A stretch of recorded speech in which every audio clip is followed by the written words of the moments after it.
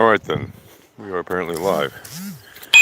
And, yeah, we'll talk today about bad marketing, specifically bad marketing platforms, why they are basically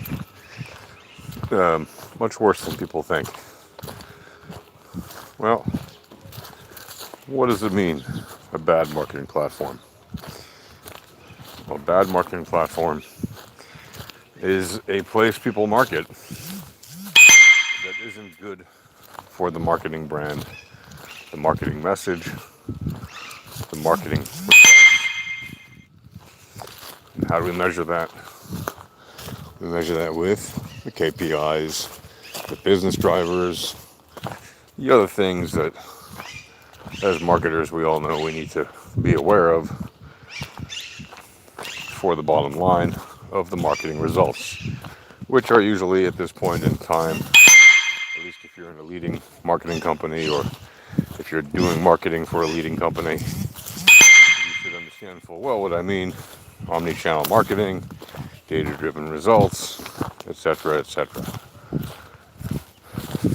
So what are bad marketing platforms? Can you give us examples, Yasha? Yes, I can.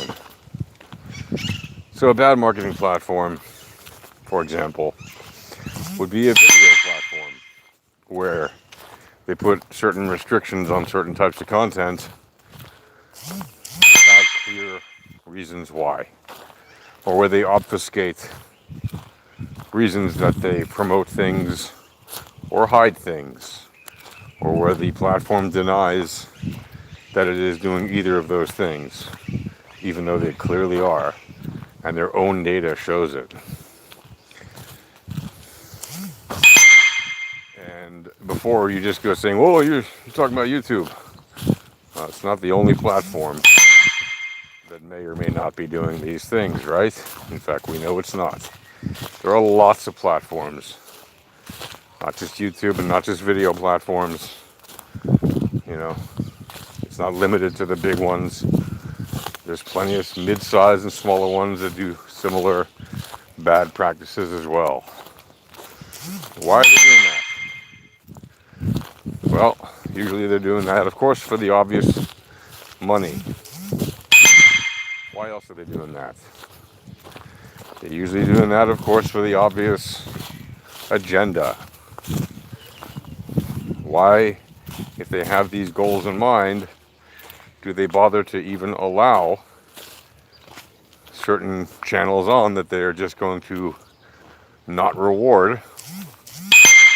Because for the obvious appearances and utility and exploitation and the idea that they can possibly cajole or incentivize certain channels to change their ways and fall in line and then maybe participate in the better parts, the more fruitful parts of their platform.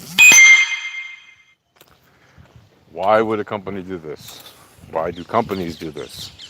Why are there so many platforms that prevent companies from getting their message out, even though their express purpose, right, the thing that they write down and show off in pitch deck and presentation and business conferences and internal corporate memos and emails, the thing they always talk about is reaching as many people or connecting as many people or helping people communicate their message to the wider world.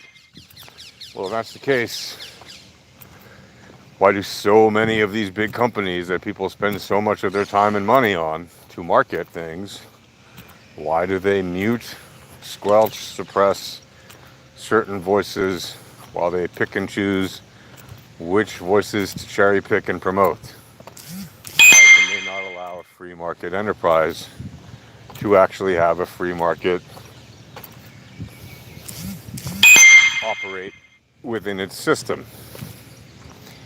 Because the answer is it's of course not a free market. They regulate it. They're a company. Each of these companies is a company, and they are not interested in true free market, right? They're interested in maximizing their returns. Free market be damned. Right? If they happen to be able to exploit the free market system for that purpose, then they'll do that. If not, they really don't care how much they have to rig it. So keep that in mind. And there you go. That will do that.